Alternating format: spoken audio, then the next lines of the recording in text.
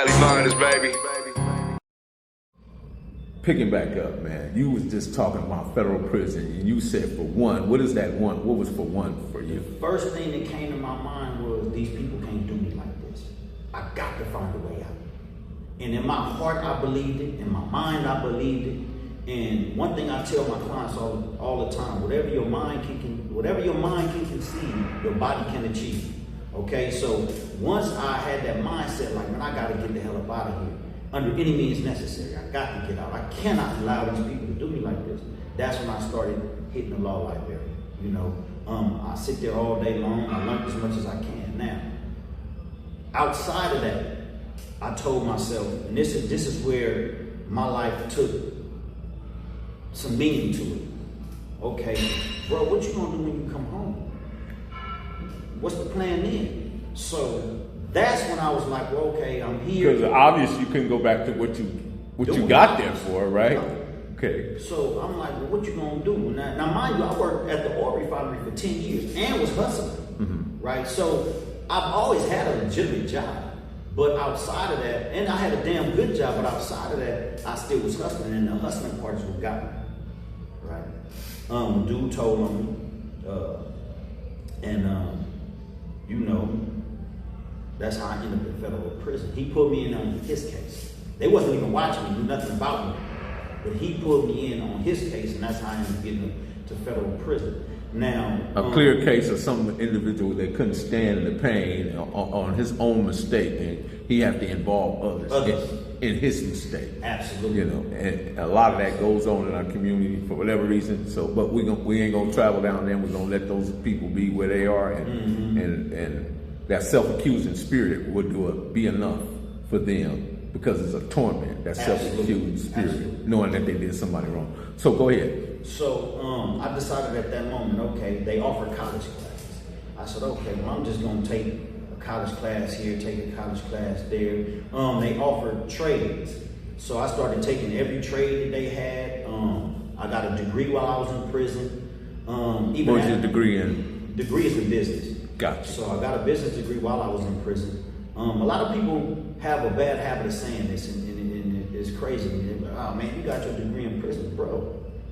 Doesn't matter. It don't matter where. I'm the one who had to sit down and educate myself. I'm the one that had to sit down and learn this stuff. And it was outside teachers coming in, the people that worked at the universities that came into the prisons that was teaching us. This not the state. And you had to walk past those dudes on the yard that wasn't doing anything.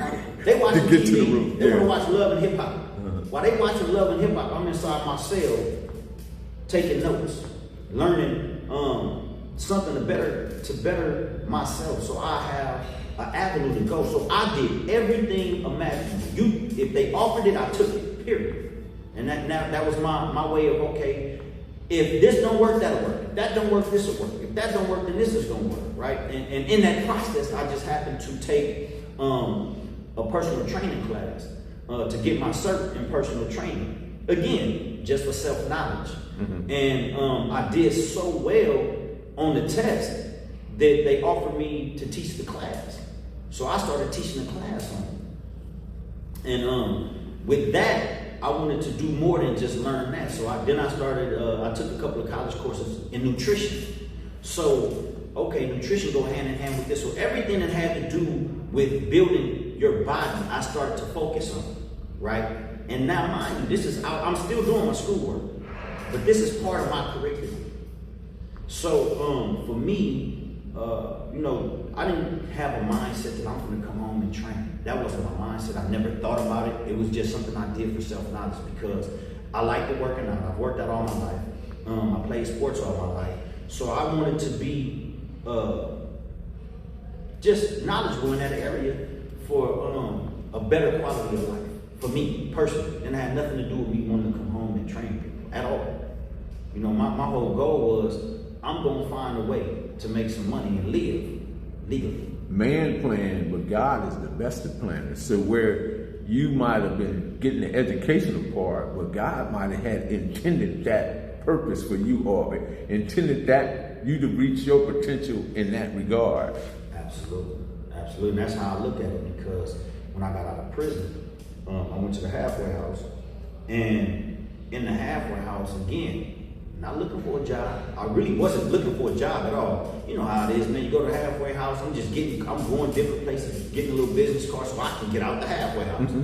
Right? I had no intention on looking for a job, and I happened to stop at 24-Hour Fitness. And I just was like, hey, man, y'all hiring for personal trainers? Yeah, we hiring for personal trainers. Man, let me get your card. And one of the dudes, he and I just started talking. And we was talking about fitness. And he was like, wow, man, you're pretty knowledgeable. I said, yeah, you know, I studied it a while. And he was like, you got a minute? I said, yeah. So he leave, he come back. He was like, man, I want you to meet with somebody. I'm like, all right, for sure. So I go in there, I sit down with the lady for about 10 to 15 minutes. They hired me on the spot. Right? Amazing. So I ended up still, didn't want a job. Right? So I was like, yeah, I'm gonna get back to y'all on that. Right? Go to other gyms, Crunch Gym. Every gym you can think of, I'm at the gyms. Every last one of them hired me on the spot. Every one. And I didn't try. I didn't know that the people I'm walking up to just happened to be management. I didn't know. You know, I knew nothing. But when I started going to these different gyms and everybody hiring me, I said, man, listen, it's time to get a job. You know, stop trying to, go on and take one of the jobs. Whoever got the best offer for you, take that. And at the time, 24-Hour Fitness had given me an opportunity to get a little pass where I wanted to be. And I said, so I could teach classes. They like, yeah. All foundations start with one brick. Absolutely. So I did that. I went ahead and started working at 24-Hour Fitness. And from there, things happened. COVID came, they shut the gyms down. So I started training. I never stopped, me personally, stopped working out myself. But a friend of mine, she wanted to work out, she wanted to lose a little weight. I'm like, all right, come on, let's go. And it went from one person to 2 people, to 3 people, to 10 people, to 20 people. And then I started working out in the backyard. And I had 20 clients at the time. So when I came to this gym and I had an interview, because in order to get here, they got an interview.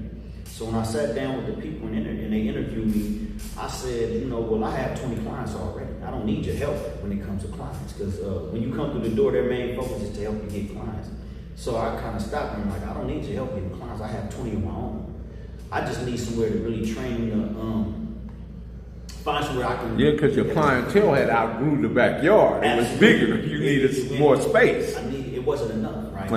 So for me, the backyard was like the place that grew me, and my name started to grow. It was preschool. Yeah, basically. And then when I came here, I went from 20 clients to 40 clients, right? And that's kind of where everything started really taking ahead, and my name started as a trainer started getting kind of big, because I had a lot of other trainers reaching out to me, like, man, we love what you're doing, come work with us and things like that. So that's when everything made that like real turn for me. Here's the point where I like to make sense out of, just from my perspective, and you don't have to share an opinion. You went from Tutt to Trainer-Tutt to Trainer-Tutt, but all those names was elevation and growth and maturity, and you've shown that, because now you here in this amazing building where you got all these different people from various walks of life or whatever that are here, and you're here training them. They have absolutely no idea who you really are, but yeah, they see you as the Trainer-Tutt, and that's amazing, man, because that shows that we as a people, we have the ability to take lemons and make lemonade, man. All we gotta do is just put our brain to it and do it, man. But I noticed you got, what is that, Elite Fitness 350? Yeah, is that your brand? It's my brand. Man, talk to us about your brand. Okay, so in the process of doing this, the training thing, I wanted my own identity outside of me just training people. So I ended up building a website, started selling female clothes. I wear the clothes too. I have men clothes, I haven't pushed them on the site, because men really don't buy clothes like that. So I understood that when I was in college, that when it comes to marketing, when it comes to that's in fashion, period. Yes. Most of the fashion, the walks when you go to, they're modeling what? women's clothes. So I understood that. So that's the reason why I kind of push towards the female clothing. So yes, but this is definitely my brand. Fitness Elite 360 is, for me, this is the meaning of the 360 is a complete circle, right? When it comes to fitness, there are things within fitness that makes a complete circle. And that's why I chose the 360. I like the 360 because the 360 also represents, say, I'm now 63, right? But with a 360, it can put me back down to 23. Absolutely. That means I'm starting from where I began, you understand? And if I can go back to that, and begin to repair and take that same energy that I put in them streets and put into this 63-year-old body and just start working and getting it. And based on, the instructions you give me as far as nutrition, my physicality, what I can do, you know what I mean? Because as a 63-year-old, it would, take a little warm this little machine up. You get what I'm saying, because But anyway, man, that's amazing, Tutt. I mean, man, you just a remarkable individual, and I'm not being light by saying that. I'm sincerity. My sincerity is here because I watch and study people, and once I get a lock on you, I say, wait a minute, man, I need to go talk to him because this here, you know what I mean? But tell everybody, if you can, put it in context, all you have to do, what do you have to do in order to get where you are now? And that don't necessarily be a trainer, but just in general, what does that take? What does that walk look like?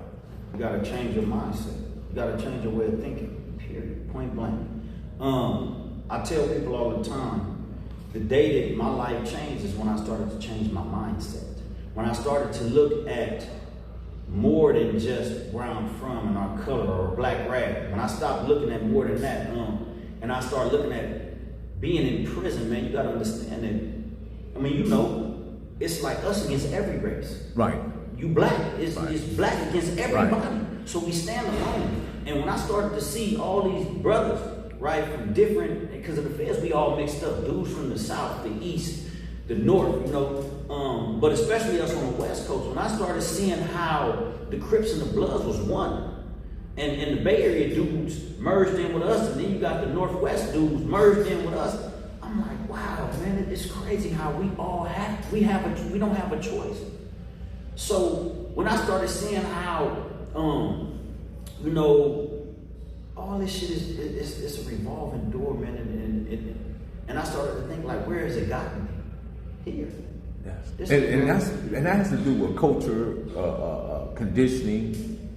But here's what's good about it is you become culturally competent. You become culturally aware, and you take on cultural responsibility. Absolutely. Because for all those individuals to come together, it had to be some cultural responsibility. Absolutely. You guys knew how important it was to come together. But we're going to leave it right there, man. Trainer-Tutt, man. We coming right back. I just make it happen.